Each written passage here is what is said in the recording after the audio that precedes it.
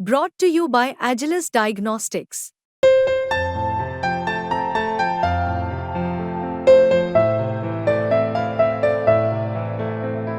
Agilus Diagnostics. विधानसभा चुनाव से पहले अजीत पवार की अंतरात्मा की आवाज इतनी हिलोरे मार रही है कि बीजेपी और शिवसेना की नाक में दम हो रखा है। अजीत पवार आजकल हर उस बात के लिए माफी मांग रहे हैं जो बीजेपी ने उनसे कराई। पहले बारामती में बहन सुप्रिया सूले के खिलाफ पत्नी सुनेत्रा पवार को चुनाव लड़वाया। चुनाव हारते हुए अजीत पवार ने माफी मांग ली। बीजेपी की शह पर एनसीपी तोड़ने और परिवार से अलग होने के लिए अजीत पवार ने दूसरी बार माफी मांगी। इस बीच बीजेपी शिवसेना को शामिल किए बिना जनसम्मान यात्रा निकाल रहे हैं। अब तो ये भी कहने लगे कि बहुत चुनाव लड़ लिए, अब चुनाव नहीं लड़ेंगे। अजीत पवार को राजनीति में शरद पवार ने खड़ा किया।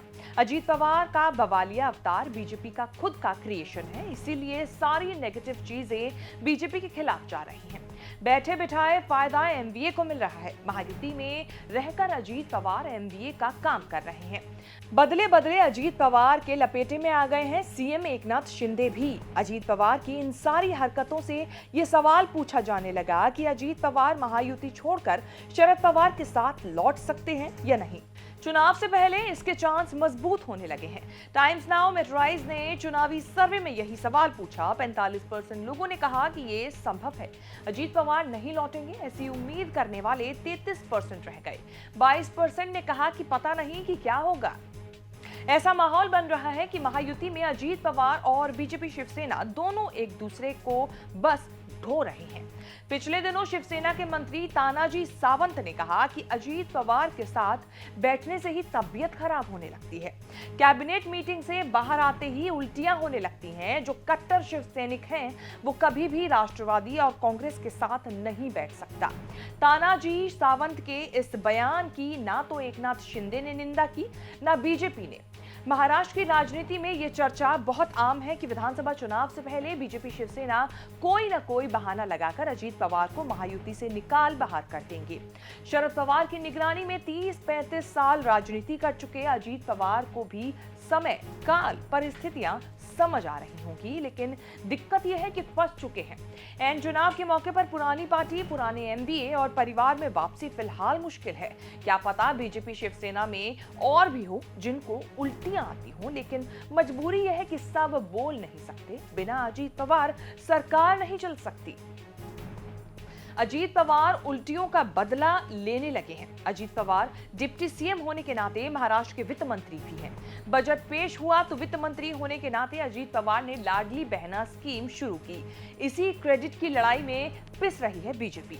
आरोप लग रहे हैं कि अजीत पवार ने सरकारी पोस्टरों से सीएम एकनाथ शिंदे की फोटो ही गायब करा दी।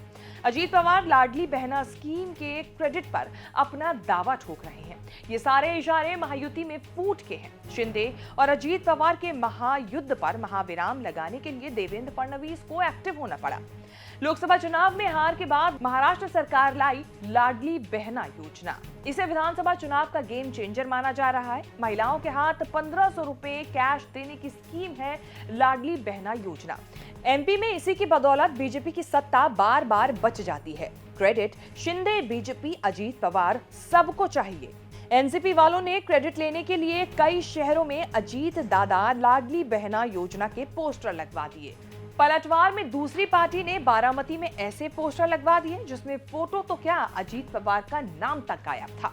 कैबिनेट में दोनों पार्टियों के मंत्रियों की तू मैं होने लगी। देवेंद्र फडणवीस को पंचायती करनी पड़ी।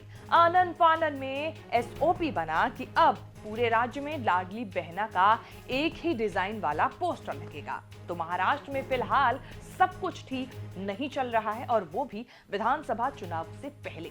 तो अब देखना होगा अजीत पवार आगे इस विधानसभा चुनाव से पहले कुछ करते हैं या विधानसभा चुनावों के बाद अपना मन बदलते हैं। खैर, ये तो समय आने पर ही पता चलेगा कि क्या उनके मन में है। लेकिन आप हमें ये जरूर बताएं कि आपको हमारी रिपोर्ट कैसी लगी। कमेंट करके बताएं, वीडियो को शेयर करें, चैनल को सब्सक्राइब करें।